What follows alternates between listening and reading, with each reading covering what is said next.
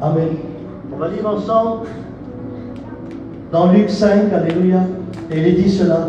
Comme Jésus se trouvait auprès du lac de Génézareth, et que là la foule se pressait autour de lui pour entendre la parole de Dieu, il vit au bord du lac 2 barques, d'où les pêcheurs étaient descendus pour laver leurs filets. Il monta dans l'une de ces barques qui était à Simon et le pria de s'éloigner un petit peu de terre. Puis il s'assit dans la barque et enseigna le peuple. Lorsqu'il eut cessé de parler, il dit à Simon, « Avance en pleine eau et jetez vos filets pour pêcher. » Simon lui répondit, « Maître, nous avons travaillé toute la nuit sans rien prendre, mais sur ta parole, je jetterai le filet. » L'ayant jeté et prirant une grande quantité de poissons, et leurs filets se rompaient. Ils firent un signe à leurs compagnons qui étaient aussi dans l'autre barque à venir les aider. Ils virent et rempliront les 2 barques au point qu'elles s'enfonçaient. Quand il vit cela, Simon-Pierre tomba aux genoux de Jésus et dit, « Seigneur, retire-toi de moi, parce que je suis qu'un homme pécheur, car l'épouvante l'avait saisi, lui et tous ceux qui étaient avec lui. » Jésus dit à Simon, « Ne crains pas désormais, tu seras pécheur d'hommes. » Amen. On prie le Seigneur ensemble. Amen. Gloire à ton nom. C'est vrai, Seigneur, à quel autre dirons-nous qu'à toi, tu as les paroles de la vie. Amen. Ta parole, c'est un miroir dans lequel on peut se regarder. Ta parole est semblable à une épée. L'épée, c'est quelqu'un qui la manie, Seigneur. Mais toi, au travers de ton serviteur, c'est poussé par l'Esprit que des hommes ont parlé. Et ce soir, avec mes amis, mes frères, mes sœurs, oui, nous voulons voir la démonstration de la puissance de Dieu. Ça vient de Dieu, ça vient pas des hommes. Tout pouvoir t'est donné. S'il te plaît, je te demande maintenant, avec l'Église, avec les serviteurs de Dieu, ouvre les cœurs, touche les cœurs et ouvre ton messager. Car un mot de Dieu pour mes amis, pour moi, pour mes frères, et ton nom, qui est le plus beau des noms, sera béni. Que ton nom soit béni pour ta présence. Merci Jésus. Amen. Que ton nom soit béni ce soir. Je sens ta présence dans mon cœur. Quelle beauté de t'appartenir. Merci mon Jésus. Amen, amen.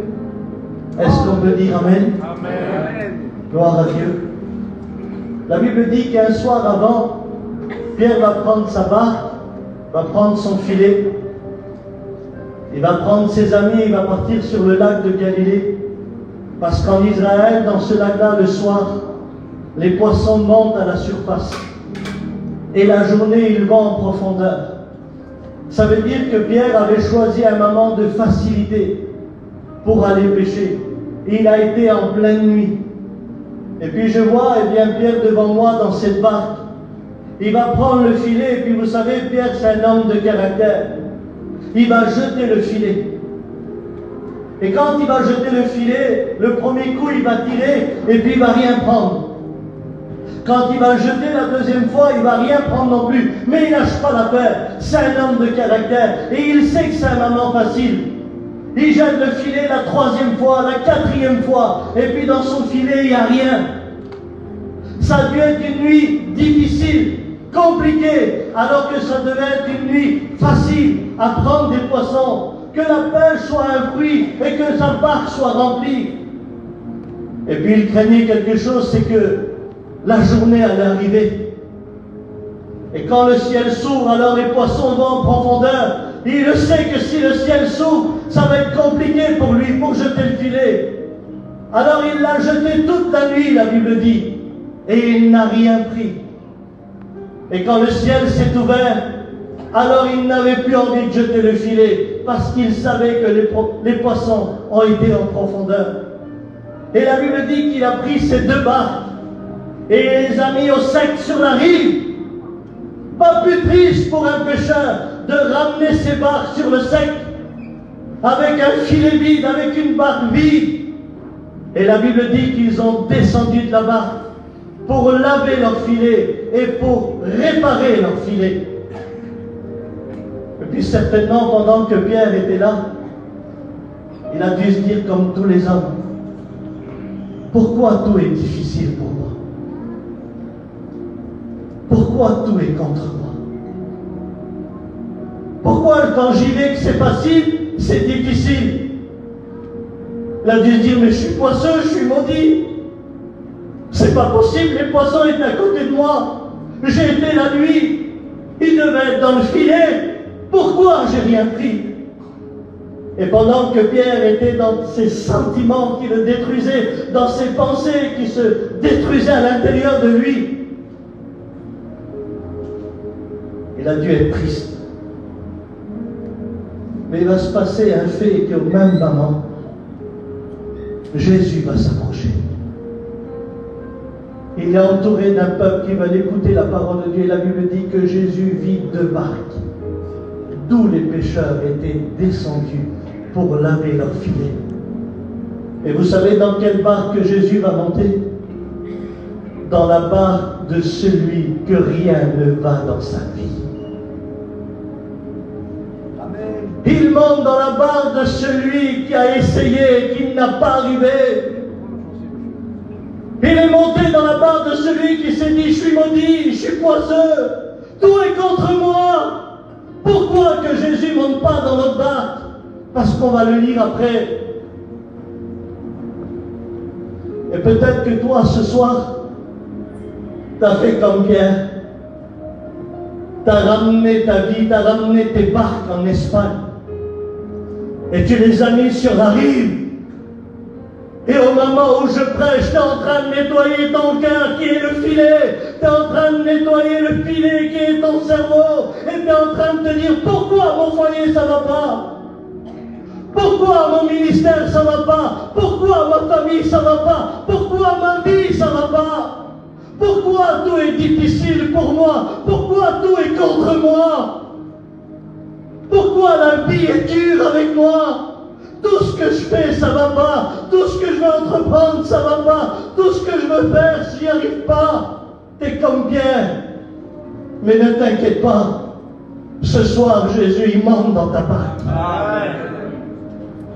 Il monte dans tes pensées, il monte dans ton cœur. Il monte dans ton petit foyer. Et quand il est monté dans sa barque, Jésus lui a dit, éloigne-toi un petit peu de terre. Pourquoi? Parce que tant que Pierre restait là sur la rive, les pensées le rangeaient et la tristesse le détruisait. Et quand tu t'éloignes un petit peu des choses de la terre, c'est la terre qui te dit, regarde l'autre, il a tout ce qu'il faut et toi t'as rien. C'est la terre qui te dit, regarde son ministère à lui, comment il fleurit et le tien, ça marche pas. C'est la terre qui te dit, regarde les enfants que lui il a et toi tu as des enfants, ils sont terribles. C'est la terre qui te dit, maintenant le deuil va déchirer ton cœur. C'est la terre qui te dit, tu vas mourir bientôt, va pas passer une visite, tu as un cancer, c'est sûr et certain. C'est la terre qui te dit, tu vas mourir d'un AVC. C'est la terre qui te dit, ton foyer, il réussira jamais. C'est la terre qui te dit ces choses-là. C'est la terre qui te dit, ça sert à rien, Dieu t'a oublié, Dieu ne t'écoute pas, Dieu ne te veut pas. Alors quand Jésus vient dans une barque, la première des choses qu'il fait, c'est qu'il t'éloigne de la terre. Amen. Amen. Et je ne sais pas vous, mais au moment où je prêche, je ne sais pas, je dis ça comme ça, on dirait que tu es en train de te déplacer. Amen.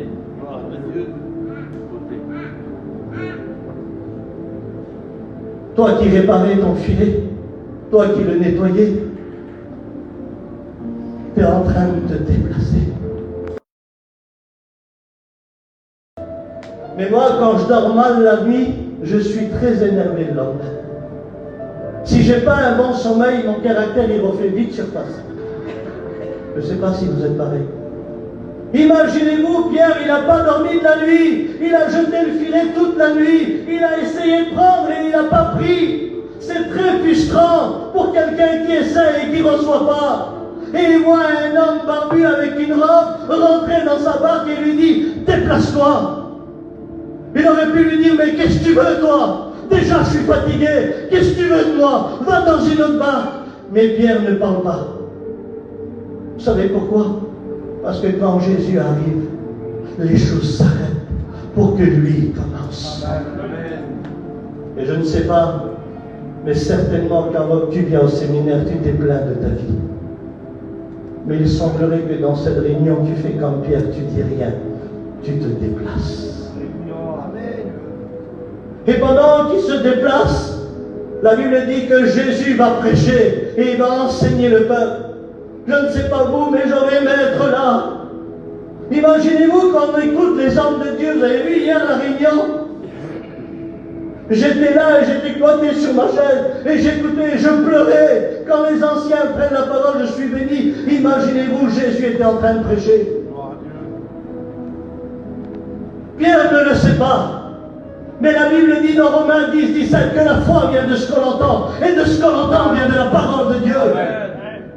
Pendant que Pierre était là dans la barque, avec son filet qui était déchiré par la ferraille, déchiré par la saleté de la mer, il n'avait rien à l'intérieur. Son cœur commençait à être rempli de la parole de Dieu. Et la Bible dit, alléluia, que tout est possible à celui qui croit. Pierre ne le sait pas, mais il y a un homme dans sa barque qui a dit un mot et les anges ont existé. Il a dit un mot et la terre a existé. Il a dit un mot et les étoiles ont existé. Il a dit un mot et les animaux ont existé. Il a dit un mot, l'étendue de la terre a existé. Et il était dans sa barque en train de prêcher. Je ne sais pas si tu te rends compte ce soir, mais celui qui a tout créé, il est tout près de toi ce soir. Et la Bible dit que lorsqu'il eut cessé de parler, oui, parce que Jésus ne fait pas que parler, il agit aussi. Il va lui dire, viens, avance en pleine eau pour jeter vos filets. Mais là, Pierre, il est là, et son cœur est touché, il a écouté Jésus parler, comme tu écoutes ce soir la parole de Dieu. Et il est en train de lui dire, Seigneur, écoute, j'ai essayé toute la nuit et ça n'a pas marché. Et là, tu me demandes de jeter le filet la journée, mais les poissons vont en profondeur. Si c'est moi, Seigneur, je ne le fais pas. Mais ta parole a fait naître dans mon cœur une lueur d'espoir. Est-ce que je n'ai pas arrivé hier, aujourd'hui, je sais que je peux le faire. Sur ta parole, Seigneur, je jette le filet. Sur ta parole. Parce qu'après ton message, j'ai réalisé que tout peut changer. Et ce soir, peut-être, que le Seigneur va te faire aller dans ton échec. Là où tu as été blessé, là où tu as été humilié, là où tu es tombé, là où tu es devenu rétrograde, là où tu n'as plus voulu te baptiser, là où tu n'as plus voulu servir, là où tu n'as plus voulu répondre à l'appel au ministère, là où tu n'as plus voulu être responsable d'une salle, d'une région, là où tu as été blessé, humilié par les hommes. Personne n'a envie de retourner à son échec. Mais Jésus est en train de lui dire dans le message, hier, tu étais sans moi. Aujourd'hui, tu es avec moi. Amen.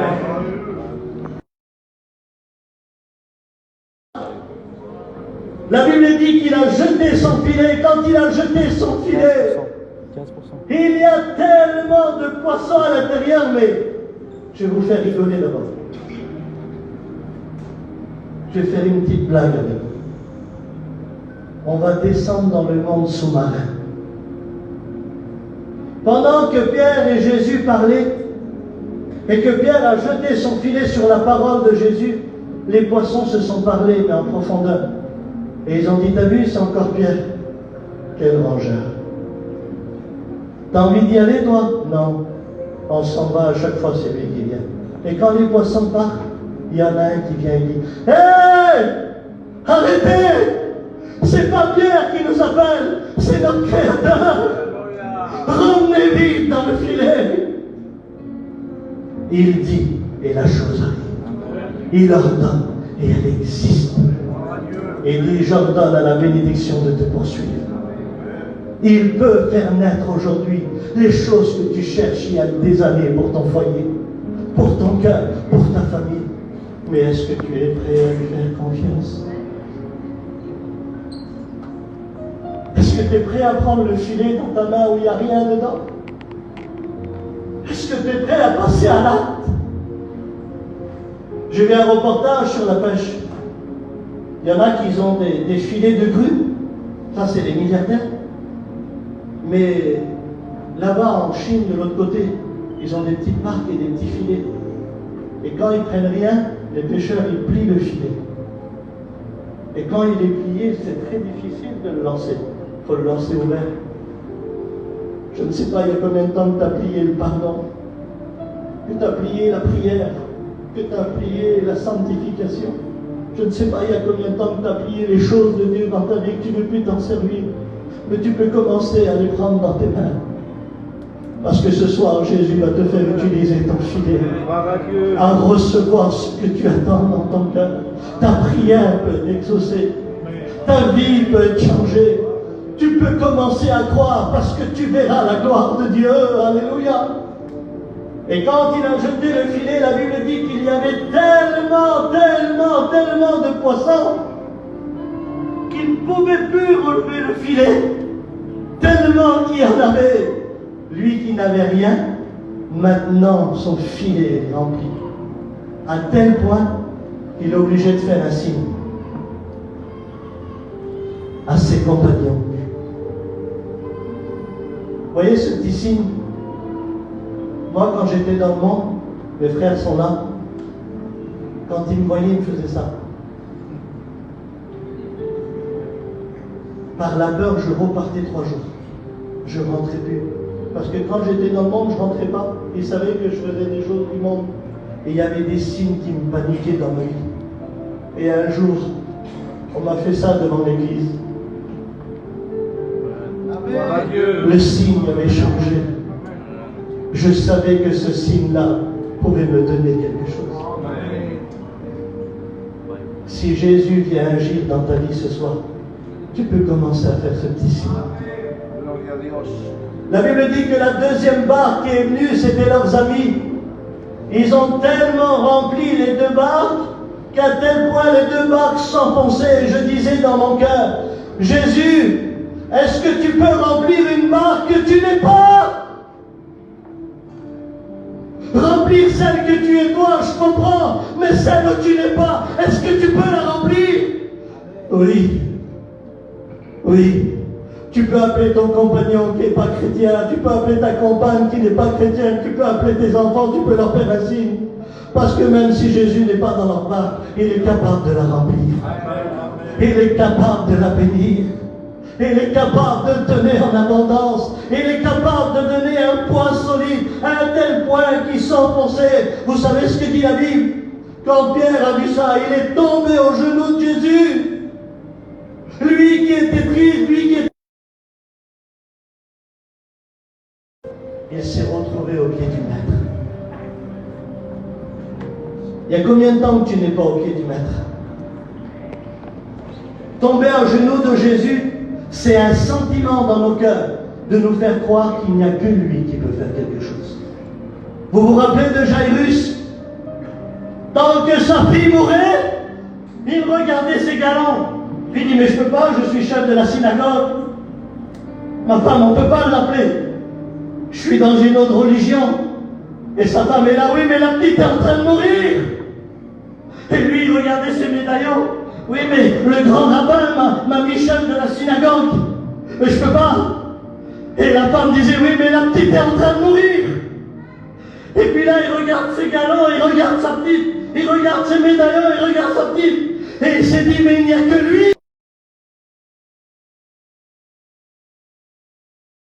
J'oublie mon orgueil et je vais courir après Jésus. Et quand il est sorti de chez lui, il a tombé au genou du Maître. Et il a dit, viens vite dans ma maison, parce que ma fille meurt. Pierre a eu le même sentiment et il a compris que celui qui était dans sa barque, il pouvait tout. Il a dit, Seigneur, éloigne-toi de moi, car je suis qu'un pécheur. Jésus lui dit, désormais, ne crains pas, car je vais faire de toi un pécheur d'homme. Seigneur, pourquoi tu me l'appelles à servir? Parce qu'Abraham, s'il a mis son cœur à jeter le filet toute la nuit pour prendre des poissons, il va mettre son cœur à prêcher des messages pour sauver des âmes. Alléluia. S'il a mis son cœur toute la nuit à persévérer pour remplir son filet, il va mettre, alléluia, ses genoux par terre à remplir le ciel des âmes. Alléluia. Alors je vais me servir de lui, de ses échecs, je vais en faire des qualités. Et de ces qualités, je vais en faire des bénédictions. Quitte ta barre, quitte ton filet, suis-moi. Amen. Et Pierre l'a suivi. Amen. Parce qu'il avait compris qu'avec Dieu, il pouvait tout avoir. Amen. Mais aujourd'hui, est-ce que tu es prêt à lui faire confiance? Est-ce que tu es prêt à retourner sur ton échec? Est-ce que tu es prêt à lui obéir? Est-ce que tu veux voir ton foyer rempli? Est-ce que tu veux voir, eh bien, ton cœur rempli? Est-ce que tu veux vivre quelque chose de nouveau? Est-ce que c'est vrai? Est-ce que c'est la réalité? Est-ce que tu veux lui faire confiance? Alors avance en plein nom. Amen. J'ai pas envie d'y aller, Abraham. Non. Si je vais là-bas, c'est les soupçons. Je vais me rappeler de ce que mon mari m'a fait, de ce que ma femme m'a fait. Je ne peux pas retourner là-bas. Retourne à tes échecs parce qu'il y a une victoire qui t'attend.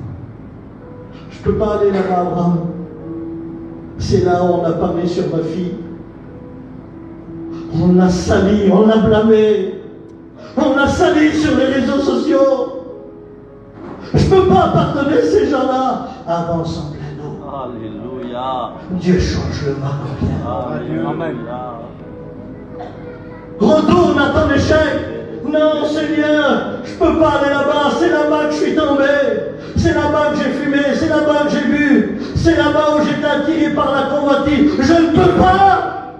Retourne à ton échec. Il change le bien en mal.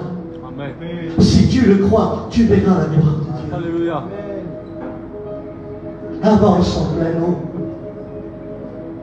C'est une pensée que j'ai, c'est pas dans la Bible. C'est une petite pensée. Imaginez-vous que Jésus serait venu le soir au moment où il pêche. Et qu'il dit, bien, jette ton filet à droite. Vous savez ce que Jésus aurait dit? Mais je connais mon métier. Pierre, il l'aurait dit. Je suis pêcheur, moi. Ne t'inquiète pas, Jésus, laisse-moi faire. Je sais où c'est qui sont les poissons. C'est mon métier.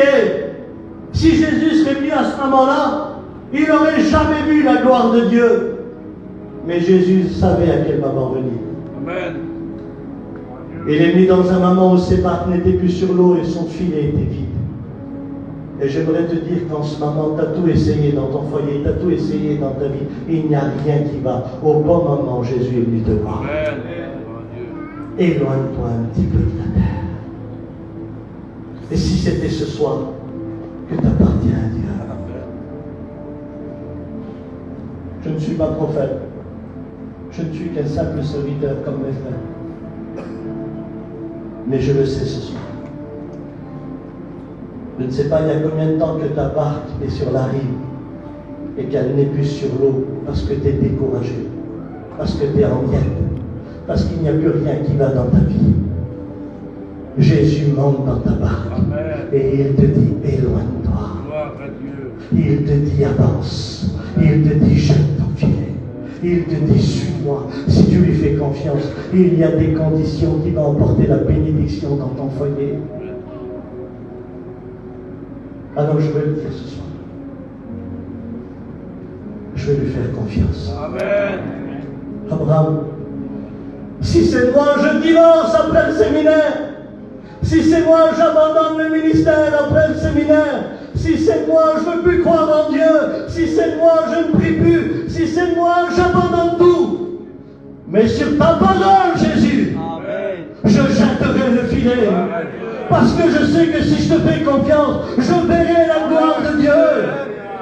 Moi, je veux lui faire confiance. Amen. Qui veut lui faire confiance ce soir?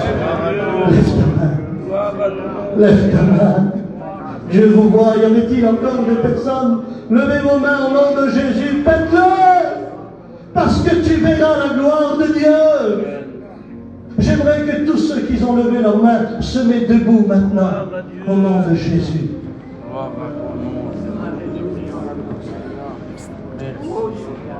Alléluia.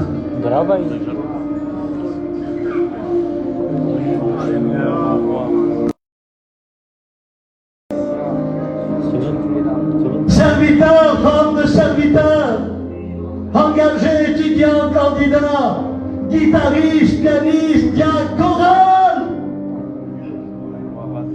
rétrogrades, inconvertis, pendant que tu as les yeux fermés, je le crois de tout mon cœur que tu vois ta barbe bouger. Et il te dit maintenant, retourne à ton échec. Retourne là où tu as été blessé, là où on t'a humilié, c'est dans ton cœur. Les choses doivent être réparées.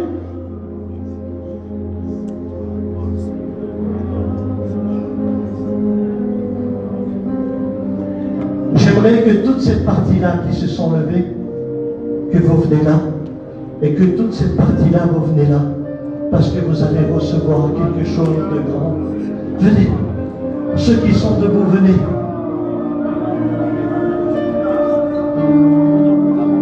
Alléluia. Venez.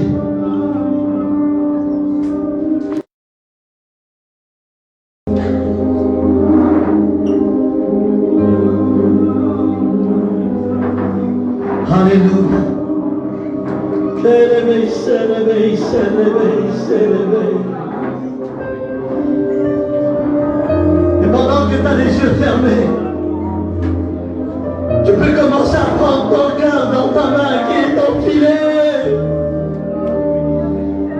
Et tu peux commencer à le jeter dans le pardon de Dieu, dans la parole de Dieu. J'aimerais maintenant que tu élèves ta voix